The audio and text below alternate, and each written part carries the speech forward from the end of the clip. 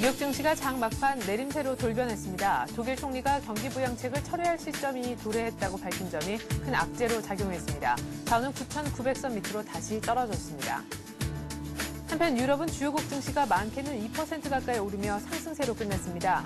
중국의 수출이 급증했다는 소식과 벤 버냉키 미 연준 의장이 경기 회복을 지원하는 데 필요할 경우 조치에 나설 것이라고 밝힌 점이 호재였습니다. 유가는 3% 이상 오르며 배럴당 74달러 선에 올라섰습니다. 미국의 주간 원유 재고가 감소한 점과 달러가 강세를 보인 점이 긍정적인 영향을 미쳤습니다. 미 연방준비제도 이사회는 베이지북을 통해 지난 2달간 미국 경제가 미국 전역에 걸쳐 완만한 성장세를 지속했다고 밝혔습니다. 그러나 일부 지역은 유럽 재정 위기의 미국 경제 파급 효과에 우려를 나타냈습니다. 그러나 벤 버냉키 연준 의장은 미 하원 청문회에 참석해 유럽 재정 위기가 미국 경제에 미칠 부정적 영향이 크지 않으리라고 전망했습니다. 아울러 미국 경제가 올해와 내년에 확장 국면을 지속해 나갈 것이라고 내다봤습니다. 미국의 4월 도매 재고가 전월 대비 0.4% 증가해 넉 달 연속 증가세를 이어갔습니다. 기업들이 수요에 대응하기 위해 재고를 축적한 것으로 보입니다.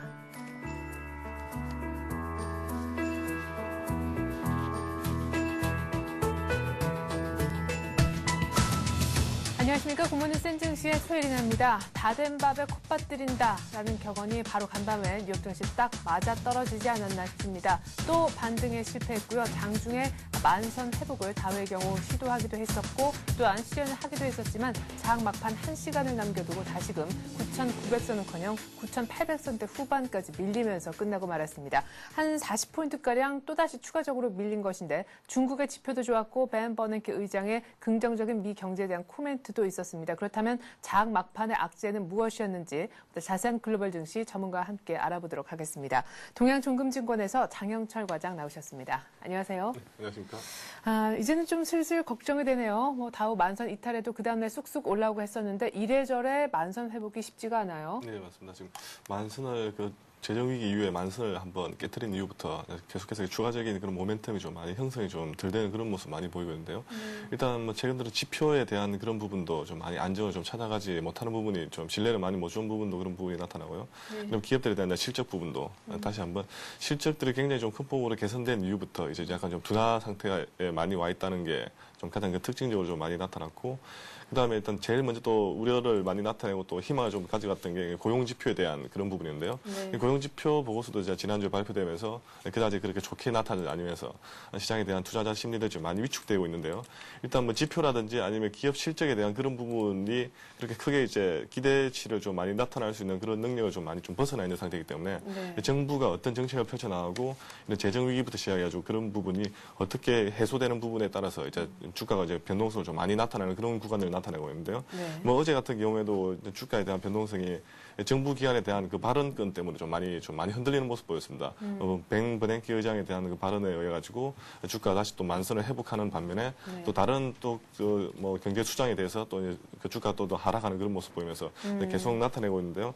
최근 시장의 특징이 아마 그런 흐름이 아닐까. 일단 발언권부터 시작해 가지고 정부 거대 정부에 대한 그 정책에 대한 그런 변화가 주가를 좀 많이 움직이게 나타내고 있는데요. 네. 일단 어제 다우지수 차트부터 한번 간단하게 한번 짚어보면요. 예. 다우지수 차트 같은 경우 일단 만선을 한번 회복을 못한 이후에 계속 꾸준하게 지금 이제 하락세를 지금 이제 나타내고 있는데 큰 흐름 자체는 계속 만선을 타진하고 있는 그런 모습 보이지만 네. 이런 부분에 만선에 대한 심리적인 부담이 굉장히 좀 많이 큰 게 지금 이제 사실로 좀 나타나고 있고요. 지금 박스권이 약간 더 내려온 것도 같거든요. 예, 맞습니다. 네. 지금 이제 시장 자체가 좀 흐름이 어떻게 뭐 지표 부분이라든지 그런 부분에 대해서 흐름도 좀 많이 나타나지만 일단 뭐 정책 부분이라든지 아니면 뭐 경기라든지 아니면 행정부 수반에 대한 그런 발언권에 대해 가지고 시장이 좀 많이 이렇게 변동성이 좀 크게 나타나기 때문에 투자자들 같은 경우에 투자자에 대한 그 심리 자체가 굉장히 지금 이제 묘사하기 쉽지 않은 그런 국면이 아닐까 이제 그렇게 많이 보여지는데요.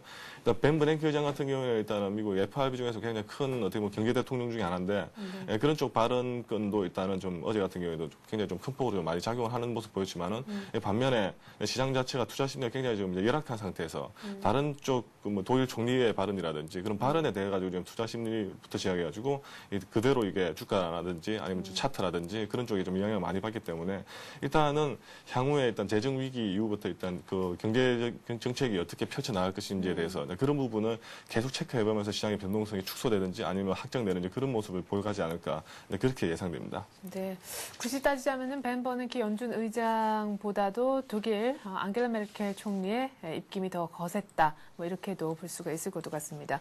자, 어쨌거나 장 출발하기 전서부터 일단 상승 기운은 감돌았었습니다. 종가와 상관없이 말이죠. 중국의 지표가 일제히 개선되는데 무엇보다 중국의 5월 수출이 전년 동기에 비해서 한 절반 가까이나 더 늘었다고 결과가 나왔다면서요? 네, 맞습니다.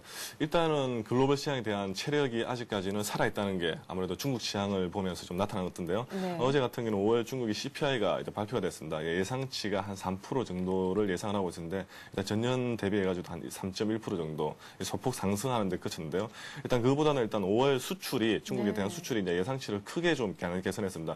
전년 대비해서 한 50% 이상 상승하면서 아직까지 글로벌에 대한 그 물동량부터 시작해가지고 글로벌 시장에 대한 흐름이 아직은 살아있다. 네. 쉽게 말해서 경기 회복에 대한 체력은 아직까지는 좀 버티고 있다는 그런 게 많이 나타나는데 일단은 뭐 어떻게 보면 뭐 중국 같은 경우에는 그런 유럽이라든지 그런 다우를 차지하고 있는 미국하고는 시장하고 좀 약간 최근 들어가지고 그런 뭐 재정 위기라든지 경제 위기 약간 벗어나 있는 그런 모습 보이지만은 그래도 한 축으로는 아직까지는 경제 회복에 대한 그런 부분이 나타나고 있는 게 아무래도 시장에서는 좀 투자자들에게 대해서 좀 약간 투자 심리가 좀 이렇게 완화되는 그런 부분이 아닐까 그렇게 나타내고 많이 나타내는데요.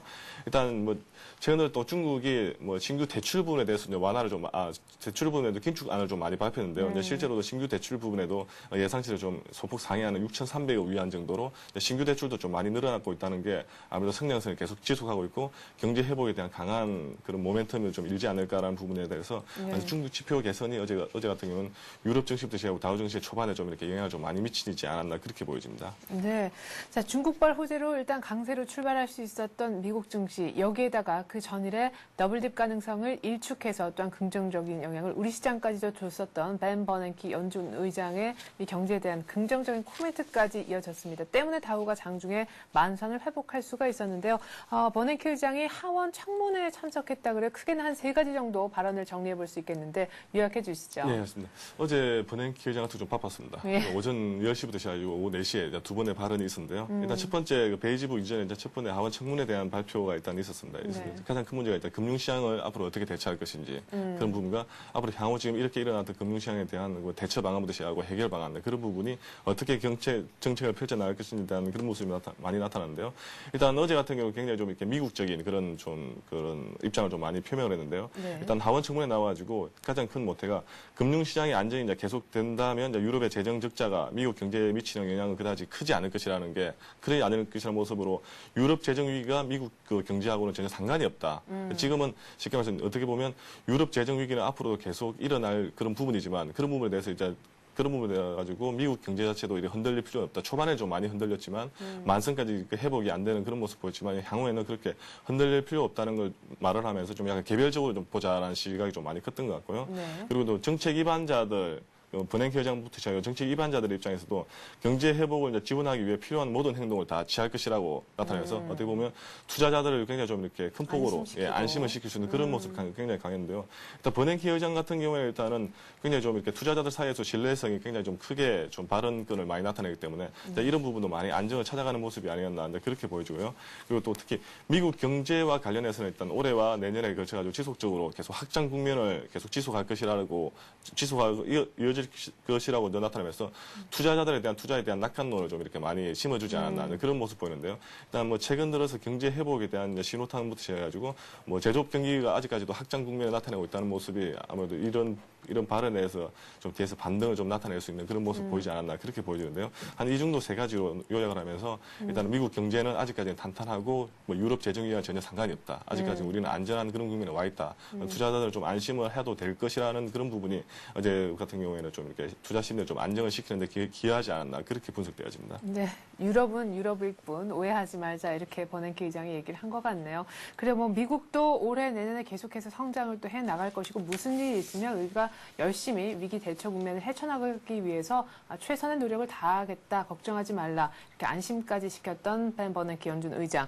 물론 발언을 긍정적이라고 분명 볼 수 있겠습니다만은 이런 어떤 호재성 발언이 좀 희석된 측면이 있었습니다. 바로 연준 베이지북을 통해서인데요. 언뜻 보면은 긍정적으로도 보이는데 왜 이 발언을 희석시켰다 이런 분석이 나오는 건가요? 네. 일단 베이지북 발표도 일단 오후에 좀 있었는데요. 베이지북을 가장 크게 이제 좀 어제 같은 경우는 일단 베냉키 의장에 대한 그 오전에 대한 그 발언을 좀 약간 희석시켰던 부분이 일단 시장에서는 안정을 찾아갈 것이라고 말했던 반면에 그 베이지북에 나왔던 연준의 그 지방은행의 다른 그 은행 그 총재들에 대한 발언이 좀 많이 나타났는데요. 네. 일단은 그 연준이 처음에 그 베냉키 의장이 말을 했던 게 그 유럽의 재정 위기와 그 미국의 경제는 좀 약간 개별적으로 갈 수도 있다라고 발언한 반면에 실제로 이제 베이지북 같은 경우에는 일부 그 연방은행들이 유럽의 재정 위기가 미국의 그 금융과 기업 여건에 대해서 어느 정도 부정적인 모습을 좀 마련할 수 있다는 어떻게 보면 약간 상반된 그런 모습을 보였던 게 아무래도 투자자들이 약간 좀 이렇게 어느 정도 좀 이렇게 혼돈을 가져오지 않았나 그렇게 많이 보여지는데요. 유럽이 걱정스럽다는 얘기가 나왔군요. 일단은 그 버냉키 의장 같은 경우 유럽에 대해서는 일단 개별적으로 가자라고 일단 안정을 찾아라고 말을 했는데도 불구하고 일단은 베이지북에서는 좀 약간은 좀 투자심을 좀 이렇게 위축시킬 수 있는 그런 그 발언이 좀 나타나면서 그 시장 자체가 좀 어느 정도 좀 흔들리지 않았나 그렇게 보여지는데. 베이지북이 먼저 공개됐으면 더 좋았겠네요. 그래 좀 그러게 좀 좋았지 않을까 그렇게 보여지는데 아마 그게 가장 큰 흐름이지 않았나 그렇게 보여집니다. 네, 자 연준의 베이지북도 또 조금은 안 좋은 영향을 줄 수밖에 없었다. 유럽에 대해서 어느 정도의 커플링으로 미국 경제가 반응할 것인가에 대한 부분 때문이죠. 자 독일의 메르켈 총리가 어떤 발언을 했기 때문에 막판에 정말 확실하게 더 장을 끌어내리는 역할을 했는지요. 예, 어제 그 메르켈 총리도 이제 발언했는데요. 일단 메르켈 총리 가장 큰 발언이 일단 경기 부양책에 대해서 철회 시점에 지금 이제 그 가까이 도래하고 있다라는 이제 좀 이렇게 이례적인 발언을 했는데요. 네. 일단 뭐 시장에서도 좀 많이 예상도 못했던 그런 발언 중에 하나입니다. 일단 최근 들어가지고 근데 그 이면에는 전문가들에 대한 그 분석이 좀 많이 분분한데요.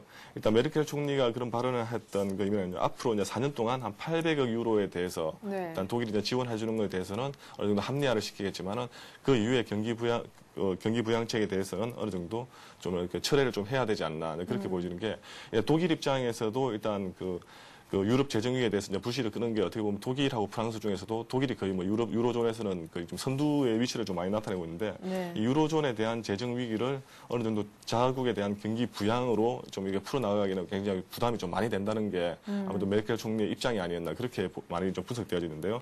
일단 기존에 일단 먼저 어느 정도 유로존에 대해서 이제 재정위기에 대해서 어느 정도 지원해 줄 거라는 그 금액에 대해서는 우리가 합리화를 시키지만 향후에 대해서는 좀 이렇게 부담이 많이 느껴지기 때문에 이제부터 그 경기 부양책에 대해서 철회 시점은 앞으로 도래하지 않을까 그런 식으로 좀 많이 분석을 하고 있기 때문에 독일 그 경제적인 체력도 좀 이렇게 녹록하지 않겠다라는 게 아무래도 시장에 대한 그런 분석이 좀 많이 나타나면서 투자자의 심리가 좀 많이 위축되지 않았나 그렇게 보여집니다. 네, 우리도 뭐 향후 4년간 800억 유로 정도 여기까지만 도와줄 수 있어라고 선을 그은 것이 일단 시장에 부담을 가중시켰다. 독일도 이 정도밖에 여유가 없나 이런 생각을 하게 만들었다라는 얘기신 것 같습니다. 자, 간밤에 뭐 거의 조명을 받지 못했습니다만 그래도 나온 지표는 또 챙겨봐야 되겠죠. 크게 뭐 보면 뭐 두 가지라고도 볼 수 있겠습니다. 미국의 4월 도매 재고 나왔고 또 주택구입 모기지 신청 결과가 집계가 됐네요. 예, 맞습니다. 어제도 4월 그 미국의 어떤 도매 재고가 일단 발표가 됐는데요. 네. 일단 뭐 시장에서 크게 영향을 좀 많이 못 받았던 것 같습니다. 실제로 뭐 그렇게 그 이전 달치하고도 큰 그 변화는 없었는데요. 일단은 뭐 4개월째 계속 증가하고 있다는 그런 모습은 많이 나타났습니다. 일단 그 시장의 예상치는 한 0.5% 정도였는데요. 일단 전월 대비해서는 0.4% 정도. 아직까지는 긍정적으로 증가하고 있는 그런 모습 보였기 때문에 시장에서는 어느 정도 좀 호재로 좀 작용할 수도 있었지만 그렇게 좀 많이 작용을 좀 많이 못했던 것 같은데요. 네. 일단은 어제 뭐 도매 판매가 전월 대비해서 좀 많이 증가했던 게 일단 미국 경제 자체가 크게 좀 개선되면서 일단 판매도 증가하고 또 판매가 또 증가하면서 또 기업들도 생산도 계속 늘리고 있는 그런 선순환 구조로 가고 있다는 게 이제 시장에서는 가장 큰 긍정적인 흐름으로 좀 체크해 볼 만한데요. 일단 시장에서 크게 좀 모멘텀으로 작용 못했던 게 약간 좀 아쉬울 따름입니다. 예. 그래요. 뭐 지표는 이 정도로만 정리를 좀 해보죠. 유럽 쪽으로 가보겠는데 유럽은 확실히 뭐 뉴욕보다 일찍 닫히기 때문에 일단 좋았던 때 그 정도에서 마감이 돼서인지 몰라도 상승으로 끝이 난 것 같네요. 네, 맞습니다. 일단 어제 유럽 같은 경우에는 중국에 대한 그런 영향을 좀 많이 받았는데요. 중국에 대해서 수출이 전년 대비해서는 50% 이상 증가했다는 모습에 유로존에 대해서는 굉장히 좀 최근 들어 재정 위기부터 시작해서 좀 많이 압박을 받고 있는 가운데도 글로벌 시장 자체가 아직까지는 회복 국면에 있고 상승 국면에 있다는 모습이 좀 나타나면서 투자자들이 좀 심리가 좀 많이 좀 나타나는 투자자 심리가 좀 많이 이제 긍정적인 모습 보이는데요. 거기다가 어제 같은 경우 또 버냉키 의장 같은 경우는 경기 회복에 대해서 그런 그 발언이 좀 나타나면서 시장에서 약간 좀 낙관론이 좀 투자 우세가 좀 많이 나타났습니다. 그에 따라서 영국부터 시작해가지고 독일, 프랑스 다 1에서 2% 정도 큰 폭의 좀 상승세를 좀 많이 나타냈는데요. 일단 뭐 어제 같은 경우는 유럽 증시 같은 경우는 좀 빨리 마감하면서 이제 그런 어떻게 보면 그 메르켈 총리에 대한 그 악재성 그런 발언도 좀 이렇게 시장에 좀 영향을 좀 많이 안 받았는데요. 네. 어제 같은 경우는 또 하나 좀 이슈가 될 만한 게 또 독일하고 좀 프랑스 이제 어떻게 보면 경제 수장부터 시작해서 정상들이 금융시장에 대한 규제, 쉽게 말해서 뭐 공매도부터 시작해가지고 그런 규제 자체도 향후에는 그게 뭐 좀 빠르면 7월에서 8월 정도 네. 아니면 올 말까지부터 시작해가지고 그런 규제를 계속해서 어느 정도 이어나가겠다는 그런 게 발언했던 게 시장에서는 이제 뭐 어느 정도 좀 안정을 찾아가는지 않나 그렇게 보여진 게 유럽 증시의 특징이었던 것 같습니다. 네. 자, 상품 쪽에 보니까 특별히 국제 유가가 아주 급등을 했습니다. 3% 상승했고 장중에는 뭐 75달러 턱 밑까지 올라갔었다고요. 예. 일단 어제 그 상품 유가 같은 경우에는 그 주간 원유 재고 보고가 발표됐는데요. 실제로 이제 전방은 한 90만 배럴 정도 감소가 좀 나타났었는데 이제 실제로 이제 뚜껑 열어보니까 183만 배럴 정도. 2배 이상 줄어. 예, 원유 재고 좀 크게 좀 감소하면서 좀 그 유가가 좀 이렇게 어느 정도 모멘텀을 좀 많이 나타냈는데요. 거기다가 뭐 달러도 좀 약간 좀 이렇게 약세를 나타냈던 게 그 국제 유가에 대한 상승세를 좀 많이 끌어냈지 않았나 그렇게 생각되는데요. 일단 유가 같은 경우는 3.3% 정도 상승하면서 일단 국제 유가가 73.38달러로 마감을 했습니다. 반면에 금값은 1.3% 정도 하락하면서 온스당 1,229.9달러로 마감했고요. 유로화 같은 경우에는 어제 같은 경우는 굉장히 좀 큰 폭의 좀 공방이 좀 많이 있었습니다. 그런데 마지막으로는 유로가 한 1.1978달러로 마감했고요. 달러는 반면에 약세를 나타내면서 달러 인덱스가 87.84로 마감했던 게 상품 시장의 좀 특징이었습니다. 네. 자, 간밤의 뭐 지표는 거의 힘이 없던 것을 알 수가 있습니다. 앞서서 말씀해 주셨듯이 벤 버냉키 연준 의장의 말 따라서 가다가 또 독일 메르켈 총리 말 따라서 또 내리고 이런 움직임이었는데 그래도 지표가 또 간간히 갑작스레 그렇게 중요하지 않은 지표였는데 변수로 작용을 할 때가 있기 때문에요. 꼭꼭 챙겨볼 필요는 있겠죠. 오늘 밤에는 어떤 일정들이 나옵니까? 예, 오늘은 일단 3개 정도 지표가 좀 발표가 되는데요. 3개 다 어느 정도 좀 중요한 이슈가 되지 않을까 좀 그렇게 예상되는데요. 네. 일단 4월 무역 수지가 발표되어 있습니다. 일단은 뭐 전날에 중국에 대한 어떻게 보면 중국에 대해서 수출에 대한 그런 부분이 나타났기 때문에 미국도 좀 기대를 해볼 만하고 좀 예상을 하고 있는데요. 네네. 일단은 이전에 비해서 예상치는 그렇게 좀 좋은 그런 영향을 좀 많이 못 미칠 것 같습니다. 약간 네. 감소하는 그런 모습 보일 것 같고요. 그다음에 주간 신규 수당 청구 건수 같은 경우에는 시장에서는 이전에 비해서는 이제 이번 예상치가 이제 감소하면서 시장에서 이제 고용 지표에 대한 긍정적인 그런 모멘텀을 좀 받을 것 같고요. 그다음에 최근 들어 이슈가 좀 많이 되고 있던 게 이제 미국에 대해서도 이제 5월 재정 수지인데요. 네. 뭐 최근 들어 유로존에 대한 재정 위기 때문에 아마 재정 수지에 대해서 좀 많이 나타날 것 같은데 5월 재정 수지 같은 경우 이전에 비해서 예상치가 좀 약간 어느 정도 아직까지는 좀 재정 적자 표를 좀 이렇게 나타내고 있지만은 어느 정도 큰 폭이 좀 개선세를 좀 나타내고 있던 게 재정 수지도 예상치가 나타내는데요. 뭐 이 정도 지표가 만약에 여기 정도로 마감한다 그러면은 지표에 대한 그런 모멘텀도 어느 정도 좀 기대를 하지 않을까 그렇게 예상됩니다. 네, 이렇게 해서 오늘 밤에 나올 일정까지 챙겨 들어봤습니다. 동행종금증권 장영철 과장과 함께 글로벌 증시 정리해봤습니다. 고맙습니다. 네, 감사합니다.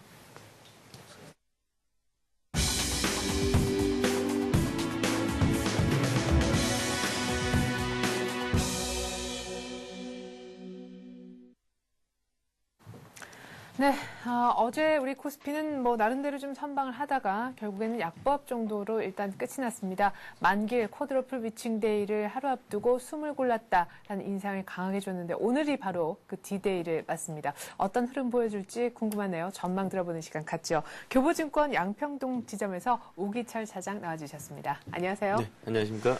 자, 일단 뉴욕 얘기를 안 할 수가 없는데 다우가 또 만선을 탈환하는데 실패를 하고 결국 반등을 하지 못했는데 오늘 우리 장에 안 그래도 변수가 많은데 좀 안 좋은 영향을 주겠어요.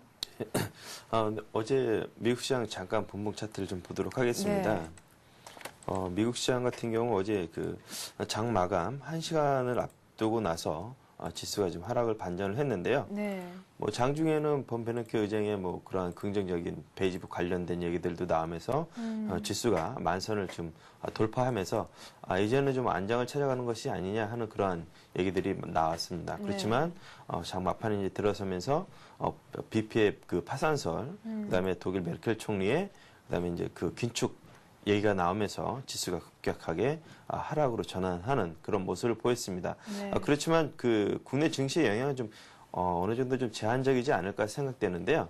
전전일 다우지수가 올라간 것들이 미국의 에너지들의 상승으로 인해서 다우지수가 올라갔고 네. 오늘 하락을 한 것은 에너지들이 빠지면서 하락을 했습니다. 근데 국내 증시에는 에너지 관련주들이 그렇게 영향을 차지하지 않기 때문에 기술주들에 대한 흐름을 좀 살펴봐야 되겠는데 네. 나스닥은 한 11포인트 정도 하락하는 데 그쳤기 때문에 일단 그 하락폭은 좀 제한적이지 않을까 일단 그렇게 생각이 됩니다. 그렇고 이제 어제 이제 중국에서 발표했던 수출 동향 그리고 전일 끝났던 유럽 시장은 좀 안정세를 좀 찾았기 때문에 국내 증시에는 그렇게 크게 영향을 미치진 않을 것이다. 간밤에 미국 증시가 그렇게 좀 판단이 되고 있습니다. 예, 알겠습니다. 자, 그러면 이제 우리 내부적인 문제들을 좀 처리를 해야 될 것 같아요. 오늘 변수는 단연코 쿼드러플 위칭, 금통위 아니겠습니까? 예, 맞습니다. 오늘 금통위에서 이제 금리를 이제 결정을 하게 되겠는데요. 네. 오늘도 좀 동결이 될 것으로 거의 그렇게 한 90% 이상 예상을 하고 있습니다. 다만 이제 문제가 될 것은 어느 정도의 금리 인상에 대한 뉘앙스를 풍겨주느냐, 그것이 빨라지느냐, 아니면 좀 더 늦춰주느냐에 따라서 시장에 영향을 미칠 것으로 보여지고요. 따라서 네. 이제 금리 문제는 오늘 좀 중립적인 그런 영향을 미치지 않을까 일단 그렇게 생각이 듭니다. 네. 다만 이제 오늘 선물 옵션 이제 쿼드러플 위칭 데이인데요. 옵션 네. 만기를 앞두고 나서 이러한 상황들이 시장에 좀 긍정적으로 영향을 미칠 것이라는 그런 전망들이 우세합니다. 네네. 왜 그러냐면 지난달 이후 약 2조 3,784억 원 정도의 프로그램 이제 차액 프로그램 순매도가 출회되었기 때문에 네. 더 이상 나올 곳이 없지 않느냐 하는 그런 전망들이 우세합니다. 지난 작년 9월, 12월, 3월달 쿼드러플 위칭데이를 보면 네. 프로그램 매수세가 유입이 되면서 마감을 시켰던 그런 선례가 있습니다. 이때도 역시 차익 프로그램 순매도가 많았던 때인데요. 이것을 이번에 6월 달에도 순매수로 이제 전환되면서 마감이 될 가능성이 좀 많다. 그런 의견들이 지금 많이 좀 지배적으로 이루어지고 있습니다. 그래서 오늘 프로그램 지금 선물 옵션 만기에 대해서는 프로그램 매수가 들어온다 그러면 오히려 좀 긍정적으로 수급적인 좀 작용을 하지 않을까 일단 그렇게 전망이 됩니다. 다만 이제 하나 우려가 되는 것은 네. 개인들의 선물 옵션 누적 포지션 잔고입니다. 네. 일단 한번 표를 보시겠는데 그림을 네. 보시면 개인 같은 경우 지금 하방에 네. 지금 212.5를 넘어가게 되면 네. 큰 손실을 보게 되는 그런 누적 포지션을 좀 갖추고 있습니다. 네. 외국인 같은 경우는 좀 안정적이죠. 어제 이제 215.5에 마감이 됐기 네네. 때문에 217.5에서 그 아래로 내려간다 하더라도 외국인은 큰 손실을 나는 부분이 없고 안정적인 네. 수익이고요. 네. 주가를 보게 되면 217.5 기준으로 해서 수익, 그다음에 네. 212.5 아래로 수익. 그렇기 때문에 일단 오늘 개인들을 만약에 혼내준다는 매번 그랬지만 네. 그런 변동성이 나타날 가능성도 염두에 두셔야 될 것 같습니다. 그렇기 때문에 장중 변동성은 크겠지만 장 막판에 들어오는 차익 매수 프로그램 매수는 좀 유의를 하셔서 보셔야 될 것으로 예상이 됩니다. 네. 자, 그러면은 대충 시나리오는 그런 거네요. 뉴욕장에 어떤 그런 안 좋은 영향을 크게 주지는 내용적인 측면을 따져봤을 때 아닐 것 같다. 그리고 프로그램은 지금 만기일에 지금 매수 차익 잔고가 거의 바닥인 반면에 매도 차익 잔고는 많기 때문에 오히려 이것이 프로그램 쪽으로 매수를 불러들일 것이다. 하지만 장 막판에 그것이 들어올 확률이 높고 장 중에는 좀 흔들릴 가능성도 없지 않아 있겠다. 이런 얘기를 하셨는데 그러면은 왠지 쭉 빠졌다가 다시 좀 돌아올 것 같은 막판에 그런 그림도 그려지거든요. 그럼 이 장중의 대응을 어떻게 좀 잘 해야 될 텐데요. 전략 세워주시죠. 예, 오늘 프로그램 선물 옵션 만기를 항상 네. 느끼는 거지만 프로그램 매도 물량이 많이 나와서 지수가 빠지지 않을까 하는 그런 우려감들이 늘 상존하는 날입니다. 네. 그렇기 때문에 그러한 장중 변동성은 심리적인 측면에 상당히 부담을 줄 것으로 보여지고요. 그렇지만 그런 것들이 이제 외국인들 특히나 외국인들이 매도세에 가담했을 때 그 영향 심리적인 측면은 좀 더 강할 것으로 보여집니다. 그렇기 때문에 지금 차트를 한번 보시면 네. 1620선, 240선인데요. 네. 이 선이 좀 지지가 되는지 한번 체크를 하셔야겠습니다. 네. 오늘 지수가 이렇게 빠진다는 건 아니고요. 네. 앞으로 이 선이 좀 지지를 받고 어느 정도 지금 1530선까지 빠졌던 지수가 1620선까지 회복하는 과정에서 네. 안정적인 조정을 거친다고 하면 1620선에서 반등이 안정적으로 좀 나와줘야지 다시금 올라갈 수 있는 그런 구조를 좀 갖추고 있습니다. 그래서 네. 이 부분이 좀 지지가 되는지 확인을 해보시고요. 네. 그다음에 지금 그 종목군들로는 해외 변수 영향력이 덜한 통신, 음식료, 화학 서비스 업종들로 좀 접근하시는 것이 좋을 것 같습니다.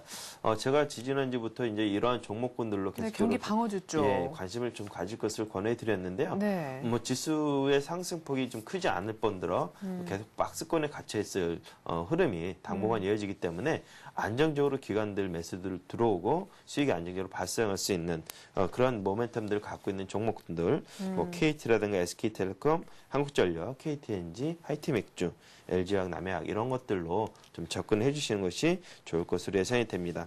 6월 말까지는 뭐 시가총액 상위 종목보다는 내수 및 소외 종목 중심으로 좀 관심을 갖고 접근하시는 게 나을 것 같습니다.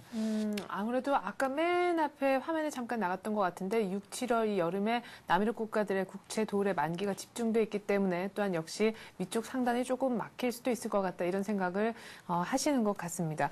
자, 그런데요. 사실 외국인들도 말씀하셨듯이 보면 요즘에 뭐 굉장히 공격적으로 주도주를 산다라기보다는 오히려 주도주 쪽은 열심히 차익 실현을 하면서 내수주 쪽을 살짝씩 담아주는 그런 트렌드도 보여지는 것 같습니다. 한 가지 좀 궁금한 것은 경기 방어주를 담아라라는 것에는 공감을 하겠는데 어제 그리고 그저께 아주 오래간만에 이틀 연속 플러스를 달아줬었던 건설주에 대해서는 어떤 의견을 갖고 계신지 궁금하거든요. 지금 뭐 구조조정 뭐 들어간다고 하잖아요. 네, 건설주는 이제 좀 막바지 단계가 들어오지 않았나 싶습니다. 이제 그 7월 달에 발표를 했었던 그 부실기업 정리 관련된 문제가 6월 말로 좀 앞당겨졌습니다. 네. 그래서 건설주들 같은 경우는 전반적으로 이제 악재가 거의 이제 노출이 되고 마무리돼가는 관계가 아닌가 그렇게 보여집니다. 시장의 대장주라고 할 수 있는 현대건설도 더 이상 큰 폭으로 하락하지 않고 네. 지금 하방 경직성을 보여주고 있기 때문에 이러한 이벤트들이 마무리가 되면 건설주들도 일단은 바닥을 좀 다질 것으로 보여집니다. 그렇지만 네. 건설주들에 대한 흐름이 급격히 좋아지려고 보지는 않습니다. 지금 그 건설 모멘텀이 아직 지금 발생하고 있지 않은 가운데 있기 때문에 네. 건설주가 여기서 큰 폭으로 더 밀릴 가능성은 그렇게 커 보이지는 않지만 그렇다고 해서 이것이 바닥이다. 그리고 바로 급격하게 올라갈 수 있는 그런 그 구조를 갖고 있지 않기 때문에 건설주는 아직까지는 뭐 지금 저가 분할 매수 대응은 가능하시겠지만 아직까지는 좀 추격 매수는 좀 지양해 주시고요.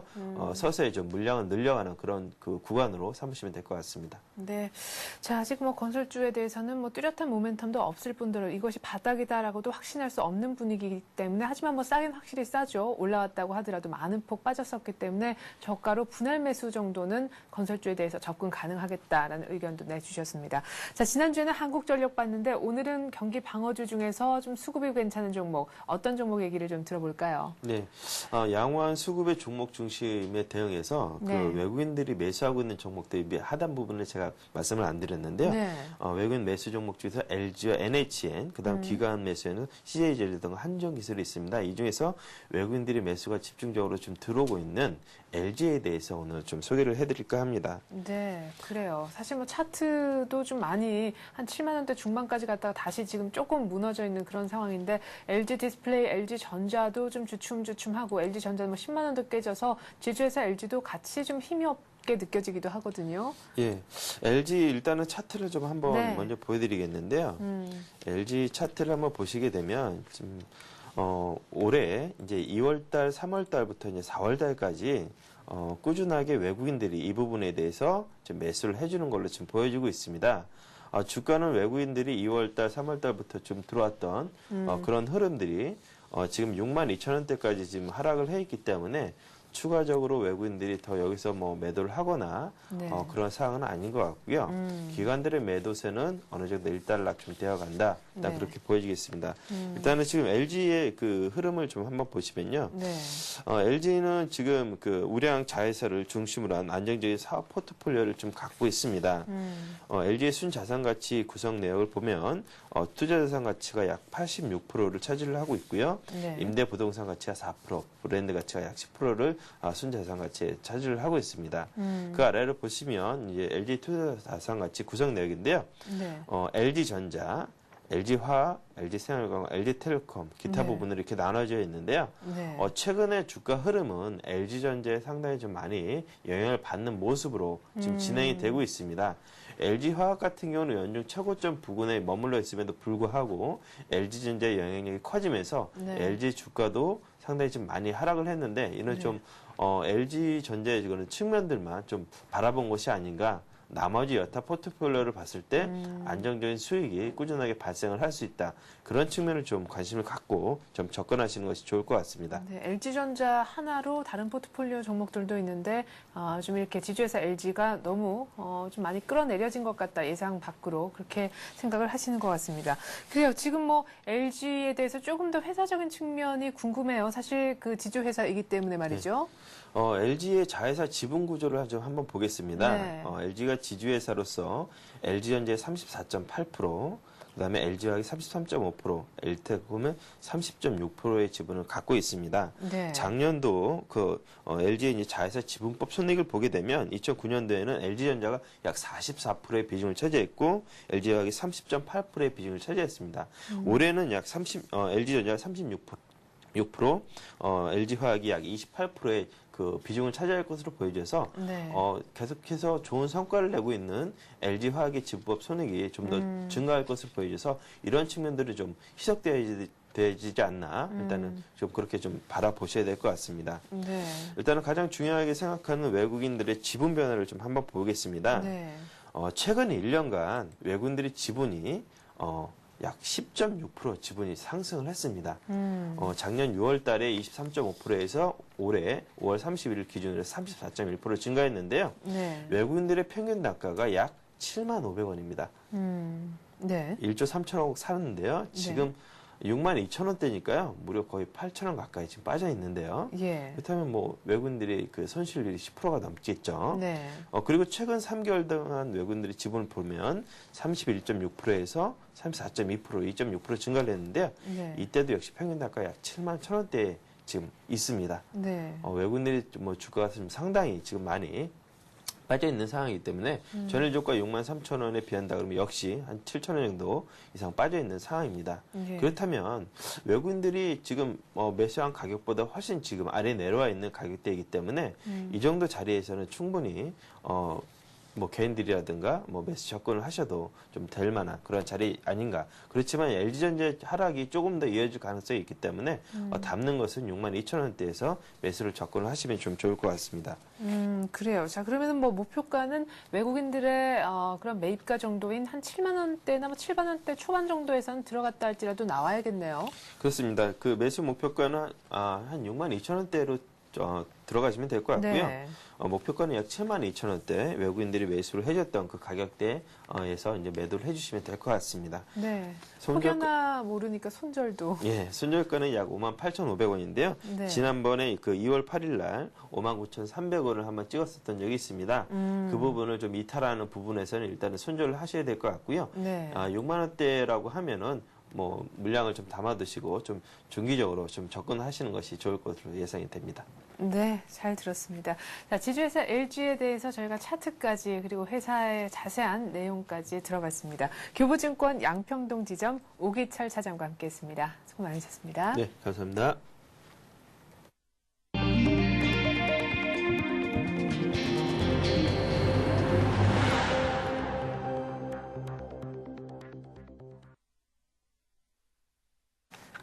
당초 어제 오후 5시에 발사될 예정이었던 나로호의 2차 발사가 결국 연기됐습니다. 발사 시각 3시간여를 앞두고 발사대 소화장치가 오후 작동하는 바람에 소화 용액이 비정상적으로 분출됐기 때문인데요. 자세한 발사 연기 이유 알아보겠습니다. 조만간 은행이 자기 자본의 일정 비율 이상 되는 선물환 거래는 할 수 없도록 하는 선물환 규제가 시작됩니다.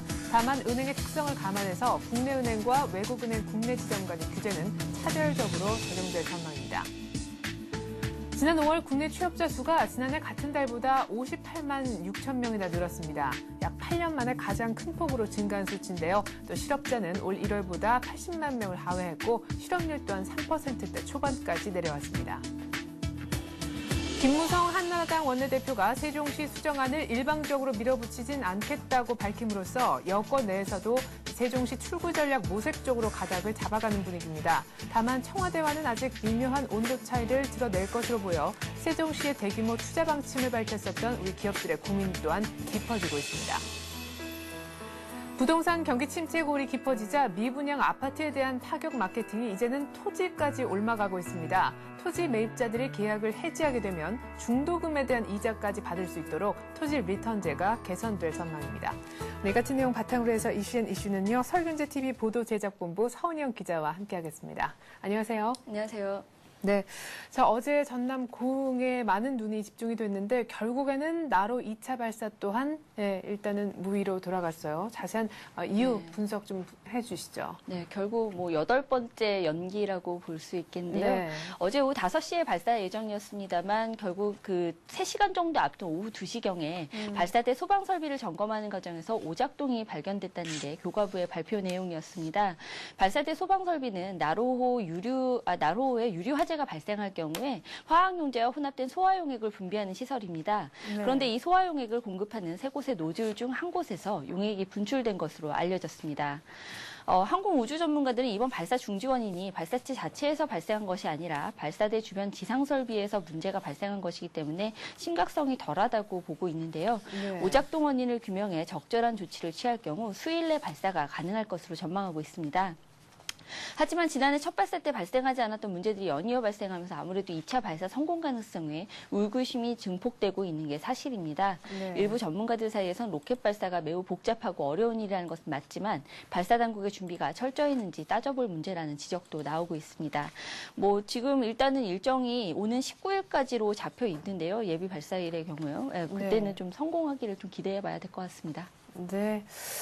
일단은 뭐 발사체 자체의 어떤 문제가 아니라 사실 주변 시설이라 할 수 있는 그렇죠. 소방 그 설비의 어떤 오작동의 문제이기 때문에 다시금 재발사될 때는 반드시 성공이라는 단어가 들려왔으면 좋겠습니다. 자, 그리고 우리 외환시장 안정화를 위해서 정부가 칼을 빼어들 모양새입니다. 계속해서 나왔던 내용이긴 한데 이제 점점점 윤곽을 더 잡아가고 있습니다. 은행에 대한 선물한 규제 강화 얘기가 나오고 있는데 이것 때문에 어제 서울 외환시장도 크게 흔들리지 않았습니까? 네, 그렇습니다. 뭐 변동성이 최근 그 어느 때보다 컸는데 더 이상 두고 볼 수 없다. 그래서 예. 이제 칼을 빼들게 된 것 같은데요. 최근 좀 외환시장 지켜보면 수급 논리도 거의 사실상 실종돼 가고 있고요. 또 네. 막 대외 움직임에 너무 편승하는 그런 심리적인 움직임들이 너무 크기 때문에 이런 변동성들을 좀 잡아줄 만한 그런 규제안은 좀 필요했었거든요. 근데 네. 이번에 뭐 취한 조치가 얼마나 실효성이 있을지는 두고 봐야겠습니다만 정부가 금년간 발표할 예정인 외화 유동성 종합대책에 따르면 앞으로는 우선 은행이 자기 자본 일정 비율 이상은 선물한 거래를 할 수 없게 되는데요. 당장 이렇게 규제안을 뭐 바로 일괄 적용한다면 시장의 충격이 크기 때문에 네. 당분간은 뭐 최장 2년가량 유예 기간을 거쳐서 시행할 것으로 알려졌습니다. 국내 은행의 경우에는 선물한 포지션 한도가 자기 자본의 50%로 규정되고 그 이상은 선물한 거래를 할 수 없게 되고요. 또 외국계 은행 지정 경우에는 또 자기 자본이 적기 때문에 250%가량의 완화된 기준을 적용할 방침입니다. 뭐 그런데도 외국계 은행 지정 같은 경우에는 좀 부담스러운 수준이 될 것으로 보입니다. 선물한 규제는 궁극적으로 기업들에게 좀 피해를 줄 수밖에 없을 것 같은데요. 정부의 네. 의도대로 시장의 변동성은 좀 줄어들겠지만 거래 자체에는 부정적인 영향을 줄 수밖에 없거든요. 그래서 정부가 이번에 또 선물한 규제를 은행뿐만 아니라 수출입 기업들에도 좀 적용을 하겠다 이런 방침을 밝혔는데 지난해에도 또 실수요의 125%로 선물한 거래를 규제를 했었거든요. 근데 네. 여기에 좀 더 강화하겠다 뭐 이런 방침을 밝혔기 때문에 앞으로 좀 기업들이 좀 많이 갑갑해지지 않을까 뭐 이런 예상을 해볼 수 있을 것 같습니다. 네. 자, 그리고 어제는 고용 서프라이즈가 있었죠. 5월에 취업자만 따져봤을 때도 58만 6천 명이 늘어났다고 합니다. 이것이 이제 거의 한 8년 만에 가장 큰 폭의 증가세라고도 그런 분석이 나오고 있는데 사실 고용지표라는 게 고용지표가 좋으면 정말 다 좋은 거다라는 의미의 어떤 후행적인 지표의 어떤 대표격인데요. 앞서서 생산자 물가지수도 이미 뭐 16개월 내 최고치를 찍은 상황에서 인플레 우려도 분명 나올 수 있고 고용시장도 어느 정도 회복이 됐고 오늘 뭐 때마침 또 금토일가 열리는데 출구 네. 전략 시행 얘기가 나올 수밖에 없겠어요. 네, 그렇죠. 아무래도 뭐 오늘 금리는 사실 동결될 것으로 다들 뭐 점치고 있습니다만 네. 어쨌든 지난 금통위 때보다 좀 더 호전적인 지표를 얘기를 하게 되지 않을까 뭐 이런 네. 예상들을 조심스럽게 해보고 있는데요. 일단 지금 뭐 놀라운 회복세인 건 사실인 것 같습니다. 뭐 정말 8년 만에 최고의 증가폭이었다고 하니까 여기에 또 실업률도 3% 초반까지 내려갔거든요. 네. 뭐이 정도면 상당히 호전된 지표라고 거라고 평가할 만한 것 같은데요. 하지만 좀 그 이면을 살펴보면 또 아주 긍정적으로만 볼 수 있느냐, 또 그렇지는 않은 것 같은데, 구직 단념자 수나 취업 준비자 수가 또 꾸준히 늘어나고 있고요. 또 청년층 실업률이 전체 실업률의 2배나 된다는 점에서는 좀 체감 경기가 지표를 따라가고 있지는 못한 거 아니냐, 뭐 이런 평가를 해볼 수 있을 것 같습니다. 네. 어쨌든 뭐 전체적인 고용 사정은 좀 나아진 게 사실이니까 뭐 역시 말씀하신 대로 출구 전략에 대한 정부 당국의 고민이 깊어질 수밖에 없겠죠. 근데 뭐 지금 당장 뭐 드러난 지표에 취했다가는 또 우리 고용시장이 또 구체적인 문제를 해결할 수 없는 거 아니냐, 뭐 이런 우려를 하는 게 또 정부의 고민이고요. 또 결국은 이런 호전된 지표에, 고용 지표에 또 자신감을 보이고는 있습니다만 결국 이를 또 출구 전략 도입 시기를 앞당기는데 또 그런 근거로 활용할지는 좀 더 지켜봐야 되지 않을까 싶습니다. 네. 뭐 고용이 큰 폭으로 상승을 많이 했다라고는 하지만 실질적으로 그 구직 단념자는 뭐 50% 이상 늘었다고 하고 실제 또 20대 취업자 수는 더 감소를 했다고 하니까 이를 바탕으로 고용 시장이 너무너무 좋아졌어라고 통계로 활용하기에는 조금 역시 맹점이 있어 보인다 이런 얘기셨던 것 같습니다. 자, 이제 지방선거 때문에 잠시 접어뒀던 세종시 수정안 이 얘기를 다시금 좀 꺼내야 될 것 같습니다. 뭐 지금 여권과 또 청와대 간의 온도차도 느껴지는 시점인데 정치적인 그런 본격적인 공방이 예상이 돼요. 네, 오히려 여권에서 더 먼저 얘기가 나왔죠. 김무성 한나라당 원내대표가 불을 당긴 셈인데요. 어제 국회 교섭단체 대표연설을 통해서 세종시 수정을 일방적으로 밀어붙이지 않겠다라면서 여권 내에서도 6.2 지방선거 이후 불거진 세종시 출구 전략 모색이 기정사실로 굳어졌습니다.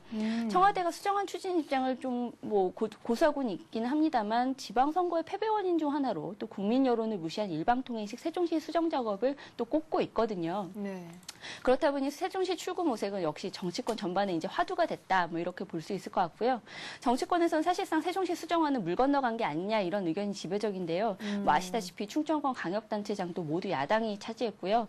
야당과 친박계 의원들이 국회 국토해양위원회까지 다수를 차지하고 있는 상황이죠. 그러다 보니 아무래도 현실적으로 통과가 어렵지 않느냐 이런 판단입니다.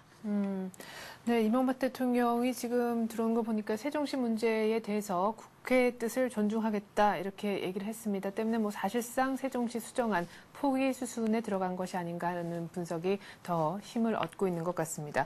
자, 그러면은 이제 수정안을 폐기하게 될 경우를 생각을 해봐야 될 것 같은데요. 가장 큰 문제는 뭐 정치권의 어떤 이해득실을 떠나서 세종시 수정안에 관련해서 우리 세종시에 이만큼 대규모 투자를 하겠다라고 얘기를 한 국내 몇몇 기업들이 아니겠습니까? 네, 그렇습니다. 뭐 당연히 고민이 깊어질 수밖에 없을 것 같은데요. 뭐 당시에 그 투자를 밝혔던 기업들만 해도 삼성, 하나, 롯데, 웅진 등의 기업들이 있었는데 그 중에서도 삼성이 가장 대규모 투자 계획을 밝히지 않았습니까? 그때 당시 2조 500억 원 가량이었는데요.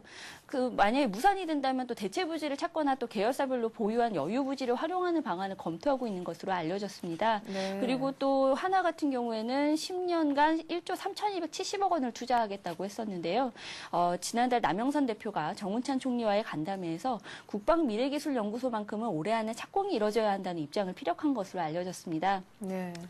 롯데그룹은 1,000억 원을 투자할 예정이었죠. 근데 수정안이 백지화되면 친환경 식품바이오 연구소를 설립하려던 계획이 차질을 빚는 상황입니다. 이렇게 기업들이 뭐 좀 계획에 차질을 빚게 되면서 어쨌든 다른 대체 토지를 대체 부지를 찾아낸다든지 뭐 좀 투자안을 수정한다든지 뭐 그렇게 해야 될 텐데 일단은 그 세종시 입주를 결정하면서 어쨌든 상당한 인센티브를 약속을 받았었거든요. 근데 이런 인센티브가 사라지게 된다면 아무래도 또 부지 확보를 하는 땅값 비용만도 엄청난 부담이 되지 않을까 이런 예상을 해볼 수 있을 것 같습니다. 네. 자, 이번에는 부동산 얘기를 좀 해볼까요? 부동산 경기 침체 때문에 뭐 미분양이 이어지고 있다. 아파트에 대해서는 이런 소식이 이제 귀에 따가울 정도이실 것 같은데요. 토지도 이 미분양 사태가 만만치가 않습니다. 때문에 한국토지주택공사가 파격 마케팅을 내걸었다고 하는데 기존에 있는 이른바 토지 리턴제를 조금 더 업그레이드한다 이런 얘기가 나오네요. 네, 아주 혜택이 대폭 강화되는데 거의 뭐 파격에 가까운 혜택이라고 볼 수 있을 것 같습니다. 네.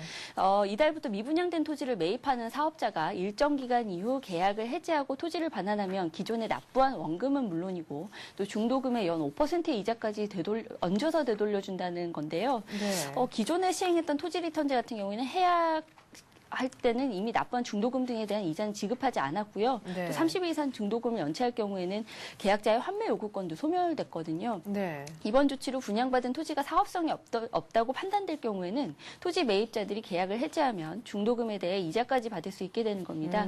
결국 최초 투자금의 이자까지 돌려받을 수 있으니까 투자 위험이 크게 줄어들었다고 평가할 만하겠죠. 네. 그 LH가 이렇게 좀 파격적으로 리턴제를 어떻게 개선을 했느냐, 뭐 그 이면을 살펴보면 아무래도 네. 지난해 또 이렇게 토공과 주공이 통합을 하면서 네. 또 유동성을 좀 어느 정도 개선을 해야 된다, 뭐 이런 포석이 있는 걸로 볼 수 있을 것 같은데요. 네. 어쨌든 광범위한 재무 개선 작업의 차원에서 이렇게 뭐 파격적인 개선안을 내놓은 것 같습니다. 일시적으로는 자금이 융통되는 것도 뭐 가능할 것 같고요. 뭐 이번에 토지 리턴제 개선으로 적용받는 토지가 올 연말까지 약 10조 원에 달한다고 하니까 아무래도 좀 공공토지 분양 시장 활성화에는 어느 정도 도움이 되지 않을까, 뭐 이런 예상을 해볼 수 있을 것 같습니다. 하지만 또 우려할 만한 것이 부동산 경기 침체가 또 예상보다 길어질 경우에는 네. 신도시 계획 등에 좀 차질을 빚을 수 있는 것이 아니냐, 뭐 이런 우려도 나오고 있습니다. 토지를 분양받은 뒤에 또 사업성이 확보되지 않으면 결국 뭐 1, 2년 후에 동시다발적으로 모든 사업자들이 그냥 땅을 다시 돌로 내놓고 환매 사태가 일어날 수도 있기 때문에 아무래도 이런 우려가 나오고 있는 것 같습니다. 네. 자, 이렇게 해서 부동산 쪽 얘기까지 나눠봤습니다. 이슈앤 이슈는요, 서울현대TV 서은영 기자와 함께했습니다. 서 기자 잘 들었습니다. 그렇습니다. 네, 간밤에 뉴욕 증시 또 반등에 성공을 못했습니다. 다우는 만선 회복은커녕 그나마 유지하고 있었던 9,900선이 다시금 이탈돼서 9,800선대 후반 9,899로 끝이 났습니다. 어쨌거나 뭐 아주 안타깝게 9,900이 안 됐지만 9,900도 이탈했다라는 데 대한 심리적인 충격도 조금은 있는 것 같습니다. 중국의 수출 호전 소식, 또 벤 버네키 연준 의장의 이 경제에 대한 긍정적인 발언 때문에 다우가 장중에 만선을 회복하긴 했었는데요. 결국에는 베이지북에서 미국의 경기 성장세, 글쎄 유럽의 영향을 좀 받는다면 모르겠다라는 어떤 퀘스천 마크가 달렸다라는 부분, 그리고 독일의 메르켈 총리가 또다시 경기 부양책을 철회할 시점이 도래한 것 아니냐라는 발언을 예상치 못하게 내놓음으로써 결국 장 막판 1시간을 남겨두고 많이 빠지게 됐습니다. 유럽은 그 전에 끝나서 다행히 플러스를 달 수가 있었는데요. 어쨌거나 반등에 성공하지 못한 뉴욕 증시, 오늘 우리 장에 크게 도움은 못 될 것 같습니다. 쿼드러플 미칭데이 금통위가 함께 겹쳐져 있는 오늘 우리 장 얘기는 잠시 후 출발 센 증시를 통해 해드리겠습니다. 고맙습니다.